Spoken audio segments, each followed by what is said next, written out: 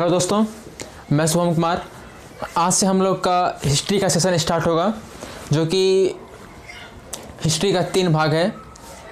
और 3 भाग में से जो आपका पहला होता है, यहाँ पे देख ले साइड में, प्राचीन भारत, फिर मध्यकालीन भारत, ठीक है, और फिर मॉडर्न इंडिया यानी कि आधुनिक भारत, ठीक है। ये 3 खंड है और 3 खंड में सबसे अधिक मॉडर्न इंडिया से प्रश्न पूछा जाता है, सबसे अधिक। मान लीजिए कि अगर किसी एग्ज़ाम में 10 क्वेश्चन अगर हिस्ट्री से है तो 10 में से 6 क्वेश्चन आपका मॉडर्न इंडिया से ही रहेगा।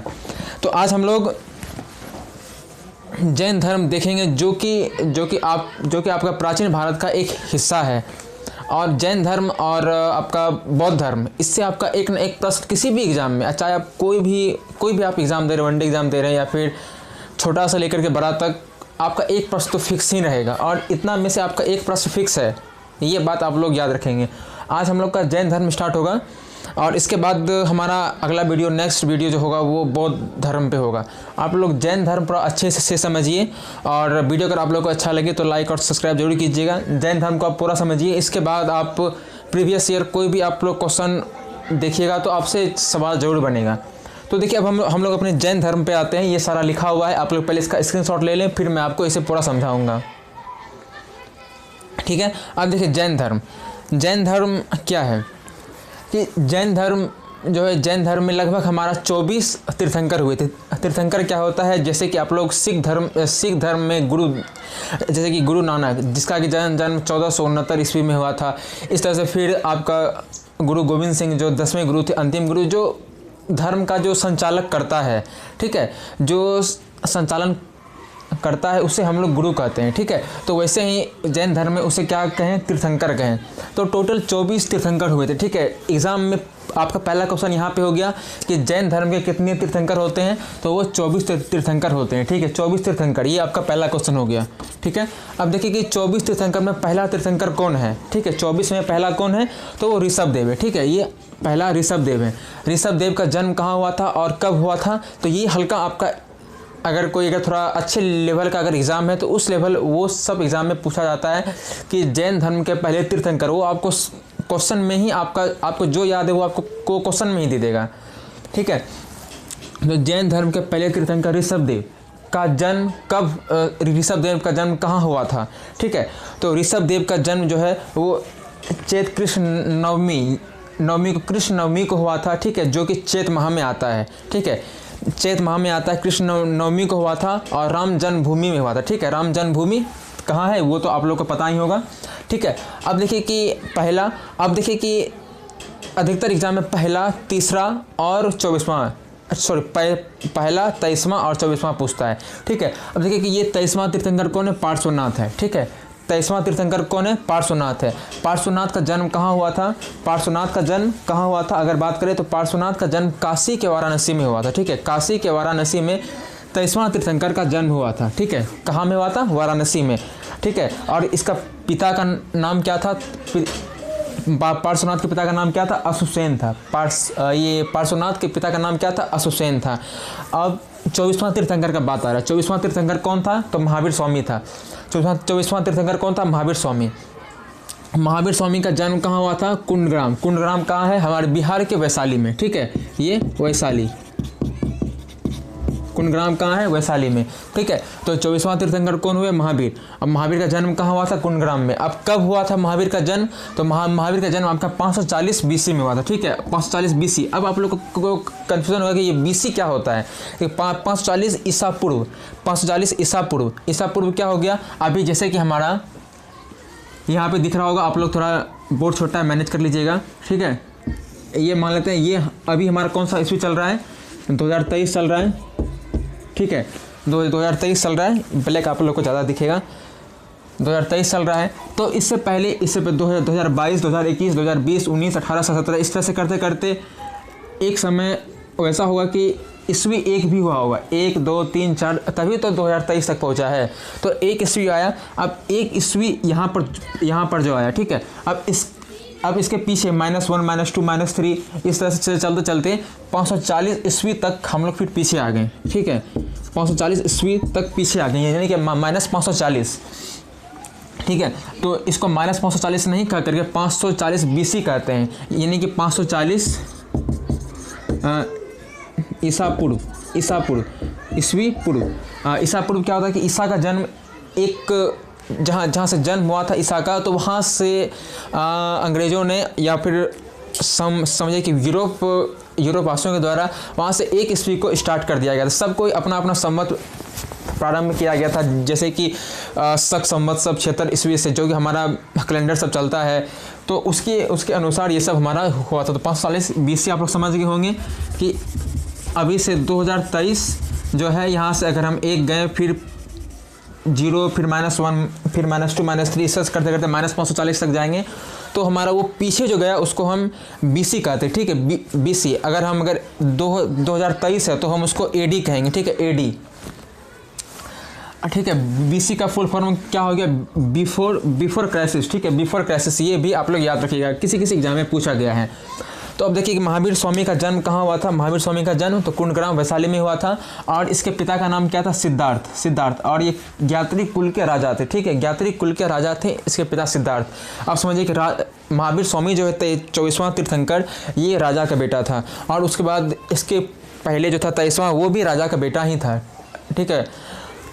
और पार्श्वनाथ के पिता का नाम क्या था? अशोसेन, ये आप लोग याद रखिएगा। तो अब देखिए कि अभी तीनों का प्रतीक चिन्ह पूछ लेता है, ठीक है। तीनों का प्रतीक चिन्ह बहुत सारे एग्जाम में पूछा गया है, जो कि मैं यहाँ पे नहीं लिखा हूँ, तो आप लोग याद रखिएगा। प्रतीक चिन्ह मैं इसे साइड में लिख देता हूँ, प्रतीक चिन्ह। अब देखिए कि ऋषभ देव का प्रतीक चिन्ह क्या था? ऋषभ देव का प्रतीक चिन्ह क्या था? तो ये सांड था, ठीक है, सांड। और पार्श्वनाथ का क्या था? सर्प था, सर्प यानी कि सांप। और ये महावीर स्वामी का क्या था?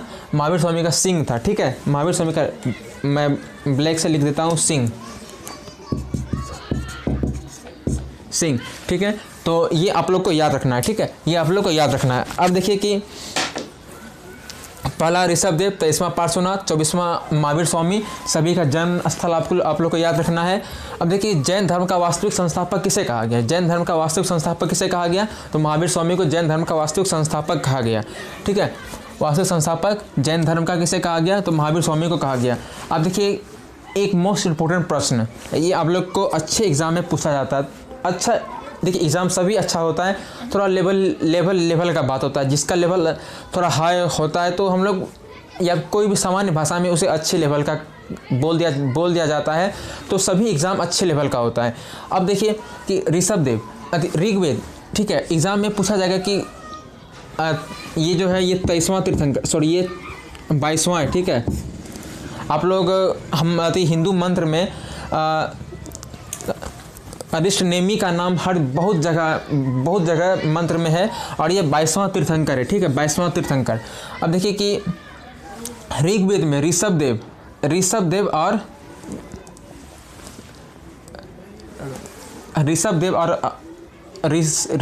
एंड है ये आपका, इन्हीं के और अरिष्टनेमी का नामों का उल्लेख है, ठीक है। किस वेद में जैन धर्म के 2 गुरुओं का या फिर 2 तीर्थंकरों का उल्लेख है? एग्जाम में पूछा जाएगा कि किस वेद में जैन धर्म के 2 तीर्थंकरों का उल्लेख है? किस वेद में जैन धर्म के 2 तीर्थंकरों का उल्लेख है? तो आप लोग को याद रखना होगा ऋग्वेद, ठीक है, ऋग्वेद। और अगर पूछे क्या कि ऋषभ देव का प्रतीक चिन्ह क्या है? ऋषभ देव का प्रतीक चिन्ह तो आप लोग जानते होंगे, क्या एक सांड मैंने आप लोग को बताया। और इसका क्या है?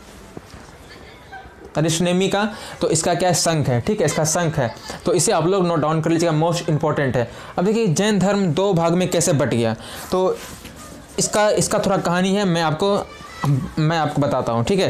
अब देखिए जैन धर्म 2 भाग में कैसे बटा। देखिए बौद्ध धर्म में 4 संगति हुई थी, ठीक है। बौद्ध धर्म मैं अगले वीडियो में बताऊंगा। तो जैन धर्म को हम लोग को पहले समझना है। जैन धर्म जो है इसका 2 संगति हुआ था, यानी कि 2 बार इसका समझिए कि सभी का सम्मेलन हुआ था। सम्मेलन कह सकते हैं एक तरह से।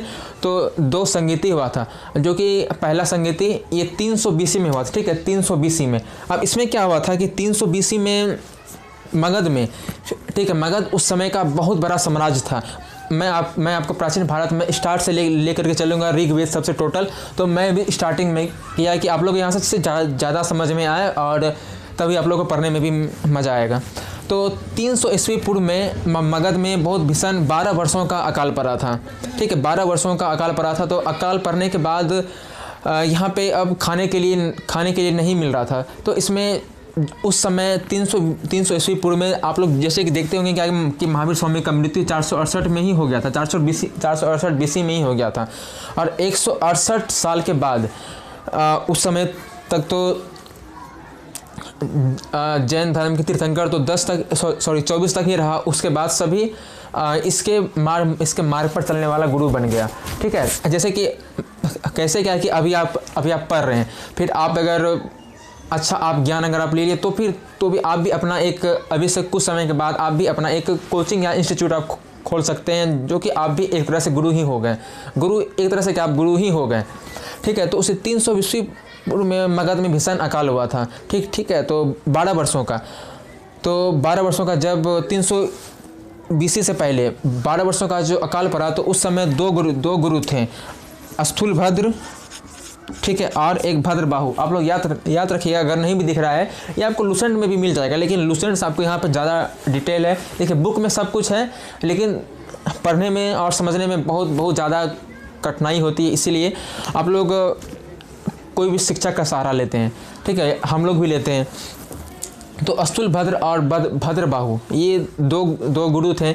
ठीक है, तो स्थूलभद्र जो थे, स्थूलभद्र जब अकाल पड़ा तो स्थूलभद्र अपने शिष्य के साथ उस अकाल का सामना करने लगे कि कोई दिक्कत नहीं है, कि कितना भी कुछ है लेकिन हम लोग यहीं रहेंगे। और भीषण जो अकाल पड़ने के बाद एक भद्रबाहु जो था वो अपने शिष्य को लेकर के चले गए, मगध छोड़ करके चले गए कर्नाटक। ठीक है, मगध छोड़ करके जब वो चले गए कर्नाटक, तो कर्नाटक में वो कुछ समय तक रहे। जब यहाँ पर सब कुछ ख़त्म हो गया और फिर यहाँ पे सब कुछ संपन्न रूप से मिलने लगा, तब फिर वहाँ से भद्रबाहु फिर मगध आ गए। मगध आने के बाद अब जो उस कंडीशन में छोड़ करके गया है, तो कभी दोनों में बन नहीं सकता है। ठीक है, अगर किसी इंसान को अगर आप ख़राब परिस्थिति में अगर आप छोड़ के जाते हैं, फिर आप जब सब कुछ ठीक होने के बाद फिर आप आते हैं, तो आप दोनों में कभी फिर कुछ ठीक कभी नहीं रहेगा। ये सामान्य जीवन का भी बात है। तो स्थूलभद्र फिर भद्रबाहु फिर जब मगध आ गए, मगध आने के बाद फिर दोनों अपना फिर काम करना शुरू कर दिया। तो स्थूलभद्र जो थे ये अपने शिष्य को श्वेतांबर का गुण दिए। श्वेतांबर क्या होता है? श्वेत वस्त्र धारण करने वाला। ठीक है, स्थूलभद्र आप लोग को यहाँ पर, हाँ देखिए स्थूलभद्र है, तो ये स्थूलभद्र जो है ये श्वेत वस्त्र पहनने वाले कहलाएं। और जो स्थूलभद्र का जितना भी शिष्य था, तो मान लीजिए कि स्थूलभद्र का शिष्य हम थे, तो हम श्वेत वस्त्र धारण कर लिए, और जो भद्रबाहु का जो शिष्य था वो दिगंबर हो गए। ठीक है, एक श्वेतांबर और एक दिगंबर। दिगंबर क्या हो गया कि वो नग्न अवस्था में रहते थे। दिगंबर जो है वो नग्न अवस्था में रहते थे। ठीक है, और अब क्या है कि फिर पहला जैन संगति हुआ 300 ईस्वी पूर्व में, उसमें भद्रबाहु अब दोनों में बन नहीं रहा है, और जो अकाल का भी सामना किया तो उसका तो अत्यधिक वर्चस्व रहेगा। तो ये प्रथम जैन संगति जो हुआ, तो प्रथम जैन संगति में ही जैन धर्म 2 भागों में बट गया। ठीक है, 2 भाग में, एक श्वेतांबर जैन धर्म दो भागों में बट गया। एक हो गया आपका श्वेतांबर और एक हो गया पीतांबर। तो ये आप समझ गए होंगे श्वेतांबर और पीतांबर क्यों हुआ, क्या हुआ। ठीक है, श्वेतांबर और पीतांबर आप लोग समझ गए होंगे। अब देखिए कि श्वेतांबर और पीतांबर के बाद श्वेतांबर का एक तरह से आप लोग अर्थ भी लिख लीजिएगा, ये मोस्ट इंपॉर्टेंट है। ऐसे ये एग्जाम में पूछेगा नहीं, लेकिन फिर भी जानकारी के लिए, श्वेतांबर का अर्थ क्या होता है कि श्वेत है अंबर, यानी कि अंबर का मतलब क्या होता है? वस्त्र, यानी कि श्वेत है जिसका वस्त्र, उसे हम लोग श्वेतांबर कहेंगे। और इसके प्रवर्तक कौन थे? स्थूलभद्र, ये याद रखिएगा। अब होता है कि अगला दिगंबर। ठीक है, दिगंबर का अर्थ क्या होता है कि दिशाएँ हैं जिसका वस्त्र, या दिशाएँ हैं जिसका अंबर। ठीक है, जैसे कि वो लोग दिगंबर जो थे वो सब नग्न अवस्था में ही रहते थे। वो लोग का बोलना था क्या कि हमारे तरफ जो पूर्व दिशा है, पश्चिम दिशा है, उत्तर दिशा है, दक्षिण दिशा है, यही सब हमारा वस्त्र है, ठीक है, इसलिए उसे दिगंबर कहा गया, ठीक है। श्वेतांबर, श्वेत है अंबर यानी कि श्वेत वस्त्र, और दिगंबर जिसका दिशा है अंबर यानी कि जिसका दिशा है वस्त्र। ये आप लोग पूरा समझ गए होंगे। अब देखिए कि ये दो भाग में बढ़ गया जैन धर्म, दो भाग में बढ़ गया श्वेतांबर और पीतांबर, ठीक है। अब ये देखिए जैन संगति, यहाँ के बाद से आप लोग यहाँ पे लिखिएगा जैन, ये दो जैन संगति हुआ जिसमें कि 300 ईस्वी पूर्व में ये दो भाग में जैन धर्म बट गया, ठीक है। और पहला में जब ये पहला जैन संगति हुआ ये कहाँ हुआ था, तो ये पाटलिपुत्र में हुआ था, ठीक है, पाटलिपुत्र में हुआ था। और इसकी अध्यक्षता किसने की थी, स्थूलभद्र ने की थी, और इसमें भद्रबाहु भाग नहीं लिए थे। एग्जाम में यहाँ पे आपका 2 से 3 क्वेश्चन है, ये आपके 2 लाइन में 2 से 3 क्वेश्चन है कि पहली जैन संगति कब हुई थी, तो 300 ईस्वी पूर्व में हुई थी। और जैन धर्म 2 भाग में कब बटा, तो ये 300 ईस्वी पूर्व में बटा। और पहली जैन संगति में जैन धर्म के कौन से गुरु भाग नहीं लिए थे, तो भद्रबाहु भाग नहीं लिए थे। और पहला जैन संगति कहाँ हुआ था, पाटलिपुत्र में हुआ था। और पहला जैन संगति जो 300 ईस्वी पूर्व में पाटलिपुत्र में हुआ था उसकी अध्यक्षता किसने की थी, तो स्थूलभद्र ने की थी। ये देखिए 5 से 6 क्वेश्चन यहाँ पे निकल रहा है, तो आप लोग ये सारा का सारा क्वेश्चन है और मोस्ट इंपॉर्टेंट फैक्ट है। अब देखिए अब दूसरा जैन संगति जो 512 ईस्वी में हुआ। अब देखिए 300 के बाद 300, फिर 299, 98, इस तरह से 200, 101, फिर इस तरह से 512 ईस्वी पूर्व में, 512 ईस्वी पूर्व, कहीं कहीं आपको लूसेंट वगैरह सब में सीधा छठी शताब्दी लिख दिया जाता है, ठीक है, छठी शताब्दी लिखा हुआ रहता है। तो कहीं किसी एग्जाम में डायरेक्ट डेट पूछ दिया जाता है, तो इसलिए मैं आपको ये डेट मेंशन किया।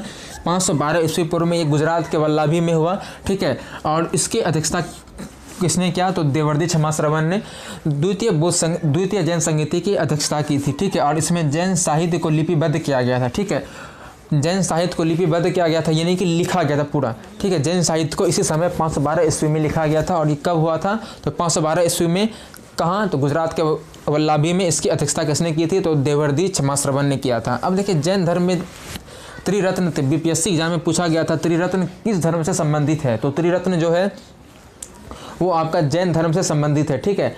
त्रिरत्न जो है वो आपका जैन धर्म से संबंधित है। अब देखिए त्रिरत्न कौन था, त्रिरत्न यानी कि 3 रत्न थे, जैन धर्म के द्वारा 3 रत्न दिया गया था। कौन कौन सा, सम्यक ज्ञान, सम्यक आचरण और सम्यक दर्शन। सम्यक ज्ञान, सम्यक आचरण और सम्यक दर्शन।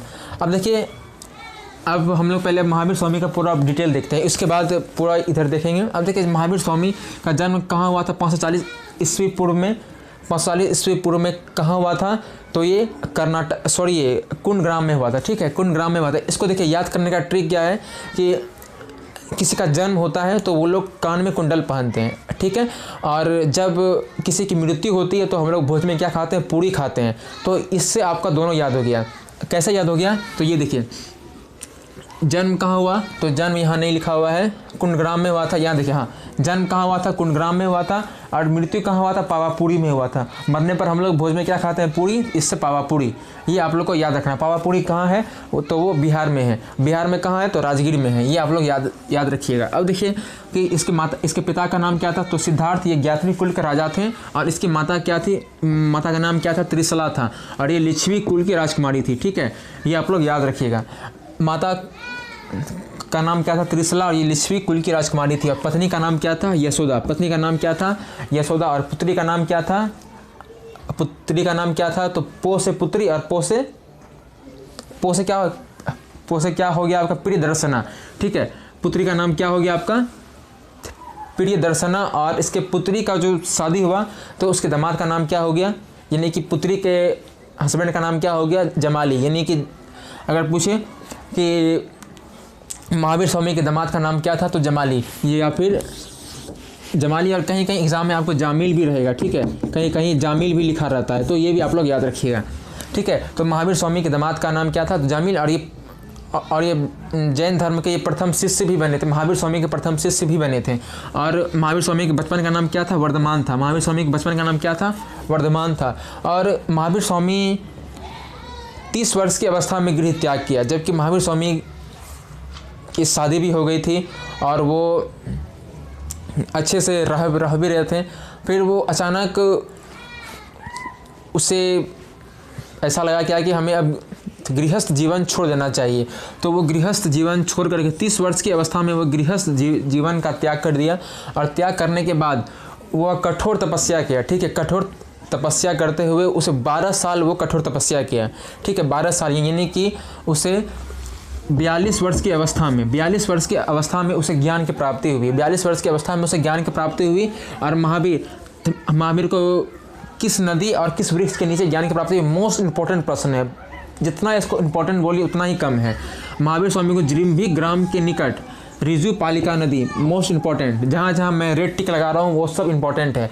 महावीर स्वामी जिरिम्भी ग्राम के निकट रिजु पालिका नदी के निकट और साल वृक्ष के नीचे, ठीक है, साल वृक्ष के नीचे ज्ञान की प्राप्ति हुई थी। महावीर स्वामी को ज्ञान की प्राप्ति कब हुई थी? 42 वर्ष की अवस्था में जिरिम्भी ग्राम के निकट रिजु पालिका नदी के निकट और साल वृक्ष के नीचे उसे ज्ञान की प्राप्ति हुई थी। अब देखिए महावीर स्वामी ने अपना पहला उपदेश कहाँ दिया था? महावीर स्वामी ने अपना पहला उपदेश कहाँ दिया था? तो महावीर स्वामी अपना पहला उपदेश वितुलाचल पहाड़ी में दिया था। ठीक है, वितुलाचल पहाड़ी में दिया था। ठीक है, अब देखिए 72 वर्ष की फिर इसकी 72 वर्ष की अवस्था में 468 ईस्वी पूर्व में इसकी मृत्यु हो गई। ठीक है, 72 वर्ष की अवस्था में महावीर स्वामी की मृत्यु हो गई। कब? तो 468 ईस्वी पूर्व में। अब देखिए कि इन्होंने 5 महाव्रत दिया। देखिए यहाँ पे जगह पे दिया हुआ पावापुरी बिहार और राजगीर में। ठीक है, इन्होंने 5 महाव्रत को दिया था। इससे पहले 4 व्रत चल ही रहा था, सत्य, अहिंसा, अस्तेय और अपरिग्रह। ठीक है, सत्य यानी कि सत्य मार्ग पर चलना है, और सत्य के बाद क्या था? देखिए 4 था इसका, आप लोग यहाँ पे ध्यान दीजिएगा। सत्य, अहिंसा यानी कि सत्य बोलना है और हिंसा नहीं करना है, जो कि इसी सिद्धांत पे गांधी जी भी कार्य कर रहे थे। सत्य, अहिंसा और अस्तेय।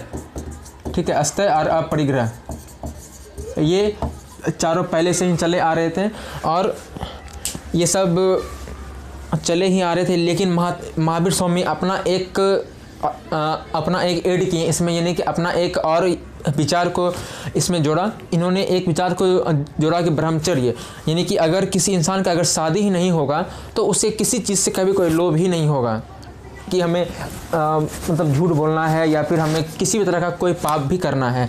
तो इन्होंने 5 महाव्रत को दिया था। 5 महाव्रत: सत्य, अहिंसा, अस्तेय, अपरिग्रह और ब्रह्मचर्य। ठीक है, सत्य, अहिंसा, अस्तेय, अपरिग्रह और ब्रह्मचर्य, ये आप लोग याद रखिएगा।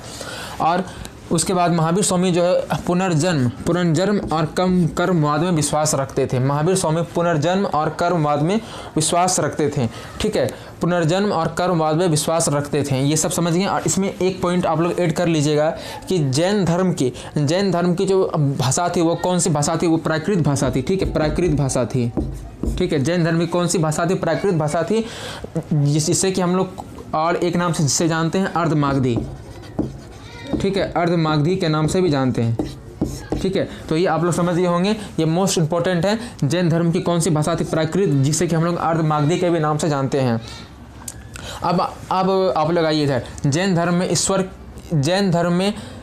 धर्म में किसकी मान्यता नहीं थी? ईश्वर की मान्यता नहीं थी। ठीक है, जैन धर्म ईश्वर को नहीं मानता था। ठीक है, जैन धर्म ईश्वर को नहीं मानता था। तो वो किसे मानता था? तो वो परमात्मा या फिर वो लोग किसे मानते थे? आत्मा को मानते थे।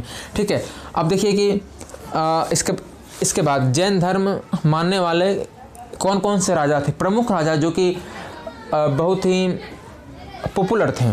ठीक है, राजा और भी बहुत थे राजा, लेकिन जो मोस्ट इंपॉर्टेंट है, जो एग्जाम में पूछा जाता है, वही मैं आपको बताऊंगा। जो कि पाटलिपुत्र शहर की स्थापना किसने की थी? ये आप लोग कमेंट में जवाब दीजिएगा। 1 राजा चंद्रगुप्त मौर्य, कलिंग नरेश, खारवेल थे, राष्ट्रकूट थे और चंदेल शासक थे। तो ये सब आप लोग याद रखिएगा। अब देखिए कि खजुराहो में एक जैन मंदिर है। ठीक है, खजुराहो में जैन मंदिर का निर्माण हुआ था। अभी भी खजुराहो में जैन का मंदिर है, जो कि मोस्ट इंपॉर्टेंट, और वो किस शासक के द्वारा किया गया था? तो चंदेल शासकों के द्वारा खजुराहो के जैन मंदिर का निर्माण किया गया था। और मौर्योत्तर युग में मथुरा जैन मंदिर का प्रमुख स्थल था। ठीक है, मौर्योत्तर युग, मौर्य के बाद मौर्य साम्राज्य के बाद जो कि चंद्रगुप्त मौर्य स्थापना किया था, धनानंद को हरा करके, नंद वंश को हरा करके मौर्य वंश की स्थापना किया था। मौर्य के बाद जो काल आया उसे मौर्योत्तर कहें, फिर गुप्त आया, फिर गुप्त के बाद आया गुप्तोत्तर। तो ये सब मैं आप लोगों को बताऊंगा। ठीक है, मौर्योत्तर युग में मथुरा जैन मंदिर का प्रमुख स्थल था। ठीक है, मथुरा जैन धर्म का प्रमुख स्थल था। अब देखिए कि अब हम लोग यहाँ तक आ गए। तो आप लोग इतना याद रखिएगा, मोस्ट इम्पॉर्टेंट है। और इस टॉपिक से आपका प्रश्न बिल्कुल फिक्स ही रहेगा, ठीक है। और देखिए कि जैन धर्म में क्या कहा गया कि जितना भी सजीव निर्जीव जितना भी है सभी में आत्मा का वास है, ठीक है। जितना भी सजीव निर्जीव आप लोग को जैसे कि नदी, झरना और भी पहाड़, ये सब में आत्मा का वास है। ये जो मार्कर है ये अपना कर्म कर रहा है, ये लिख रहा है, तो इसमें आत्मा है, ठीक है। इसका जैन धर्म का कहना है कि ये जो लिख रहा है इसमें भी आत्मा है, क्योंकि ये अपना कर्म कर रहा है। नदी बह रही है यानी कि उसमें भी आत्मा है, और झरना से पानी गिर रहा है उससे सभी को लाभ है। इससे मैं लिख रहा हूँ, इससे हमें लाभ है, आप लोग पढ़ रहे हैं, इससे आपको भी लाभ है। तो जैन धर्म के अनुसार ये सभी में आत्मा है, ठीक है। और ईश्वर क्या कहा, ईश्वर के बारे में उन्होंने क्या कहा कि जैन धर्म के अनुसार सृष्टि का निर्माण और विध्वंस में ईश्वर का कोई योगदान नहीं है, क्योंकि ईश्वर को मानते ही नहीं थे। और उनका कहना था क्या कि ये सभी विधि द्वारा रचित है, ठीक है। ये सब विधि द्वारा रचित है, और जो ये सृष्टि जो चल रही है वो अपने नियम और कायदे के अनुसार चल रही है। ये सब जैन धर्म का कहना था। और जैन धर्म किससे संबंधित थे, ये सत्यवाद सबसे संबंधित थे। इतना आप लोग याद रखिए जैन धर्म में, तो काफ़ी है। और इससे आप लोग का एक भी प्रश्न नहीं छूटेगा। आप लोग ये वीडियो 2 बार 3 बार देखिएगा तो आप लोग का एग्ज़ाम का सारा क्वेश्चन क्लियर हो जाएगा। एक भी क्वेश्चन नहीं छूटेगा। अगर एक आध छूट भी गया तो मुश्किल से ही छूटेगा, बाकी इससे ज़्यादा बाहर नहीं पूछेगा। आप लोग इतना कर लीजिए, आप लोग का जैन धर्म से फिक्स एक भी क्वेश्चन नहीं छूटेगा। वीडियो अगर आप लोग को अच्छा लगा हो प्लीज़ लाइक और सब्सक्राइब जरूर कीजिएगा। और हम लोग नेक्स्ट वीडियो हम लोग का आएगा बौद्ध धर्म का। बौद्ध धर्म भी मोस्ट इंपॉर्टेंट है, आप लोग वो वीडियो ज़रूर देखिएगा। और आप लोग ये दोनों वीडियो देखने के बाद किसी भी एग्जाम में 2 से 3 प्रश्न आप लोग का फिक्स रहेगा। चलिए ठीक है। और आप लोग अपने फ्रेंड्स में शेयर कीजिएगा। बाकी आप लोग ज़रूर कमेंट्स में बताइएगा कि हमारा ये कोशिश कैसा रहा समझाने का। और भी अगर आप लोग इसमें अगर कोई चेंजिंग चाहते हैं तो वो भी आप लोग कमेंट में जवाब दीजिएगा, ठीक है। धन्यवाद।